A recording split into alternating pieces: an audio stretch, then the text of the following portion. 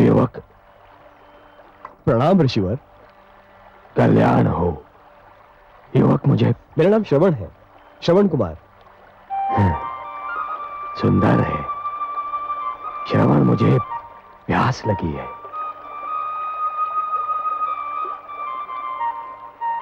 क्या बात है? मुनि श्रेष्ठ, आपके वस्त्र तो आपका परिचय देते हैं, परंतु आपके शस्त्रों से आपका परिचय समझ में नहीं आता। तुम मुझे मेरे वस्त्र देखकर मुनि कह रहे हो, परंतु मेरा ये धनुष, मेरा परशु, ये तो मुझे मुनि सिद्ध नहीं करते। उच्च कुल का तो सिद्ध करते हैं। उच्च कुल? मेरा कर्म जाने बिना ही केवल मुझे देखकर ही तुमने मुझे उच्च कुल का सिद्ध कर दिया। आप अवश्य किसी श्रेष्ठ ऋषि की संतान हैं, परंतु मैं एक वैश्य मुनि और छोटी जाति की माता की संतान हूं। श्रवण, तुम्हें अपनी माता को छोटी जाति का कहते हुए लज्जा आनी चाहिए। माता तो माता होती है, जो पूजनीय होती है। व्यक्ति की पहचान उसके कर्म से होती है श्रवण। जन्म से तो सभी शूद्र होते हैं। जन्मना जायते शूद्राः संस्कारात् विजोच्यते। क्षमा करें, मैं तो आपका विचार करके कह रहा था। मेरे हाथों से जल लेकर। श्रवण, वायु हर श्रेणी के व्यक्ति को छू कर आती है, और हर श्रेणी के लोग उसी वायु से अपनी श्वास भर लेते हैं, शीतलता प्राप्त करते हैं। सूर्य की किरणें भी सभी के लिए समान होती हैं श्रवण। मेरा अर्थ समझ रहे हो ना?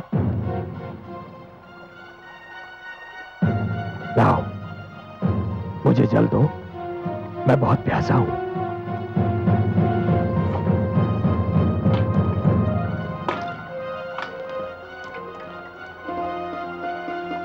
सुखी रहो।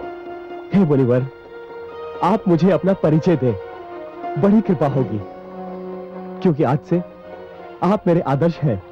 श्रवण, मैं ऋषि जमदग्नि और माता रेणुका का पुत्र परशुराम हूं। जन्म से तो ब्राह्मण हूं, किंतु कर्म से मुझे क्षत्रिय बनना पड़ा। भगवान परशुराम, अहो भाग्य मेरे, जो मुझे आपके दर्शन हुए। एक तीर्थ स्वयं चलकर मेरे पास आ गया। मैं तुम्हारा तात्पर्य नहीं समझा। मैं अपने अंधे माता पिता को तीर्थों की यात्रा कराने निकला हूं। वो जो बैठे हैं मेरे माता पिता हैं।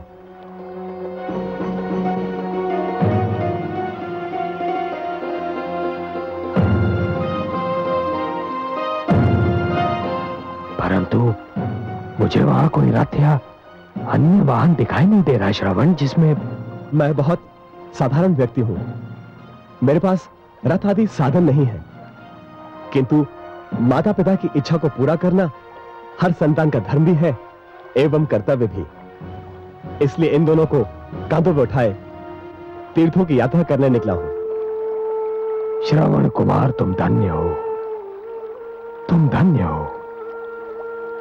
तुम्हारे दर्शन करने के उपरांत अपने माता पिता का परम भक्त होने का मेरा अहंकार तो चूर चूर हो गया। मुझे अपने चरण स्पर्श कर। नहीं नहीं नहीं नहीं, आप मुझे पाप का भागी ना बनाए। आपका यश तो पूरे संसार में सूर्य किरण की भांति फैल चुका है।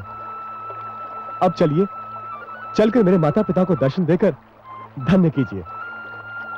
श्रवण, मैं भी उन माता पिता का दर्शन करके धन्य होना चाहता हूं, जिन्होंने तुम जैसे पुत्र को जन्म दिया। चलो चलिए।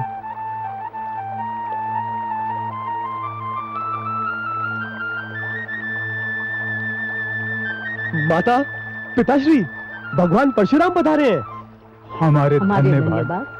हे भगवान परशुराम, हमें अपने चरण छूने दीजिए। नहीं माता, चरण स्पर्श तो मुझे आपके करने चाहिए।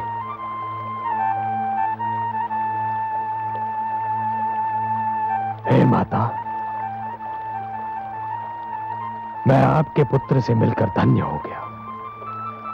आपके स्पर्श मात्र से हमें मोक्ष मिल गया। नहीं माता, आपके दर्शनों से मुझे संन्यास प्राप्त हो गया। इस संसार में इससे अच्छा दृश्य और कोई हो ही नहीं सकता कि एक पुत्र के कंधों पर माता पिता तीर्थ यात्रा कर ले। माता, अब मुझे विदा दीजिए। मुझे महाराज जनक के पास पहुंचना है।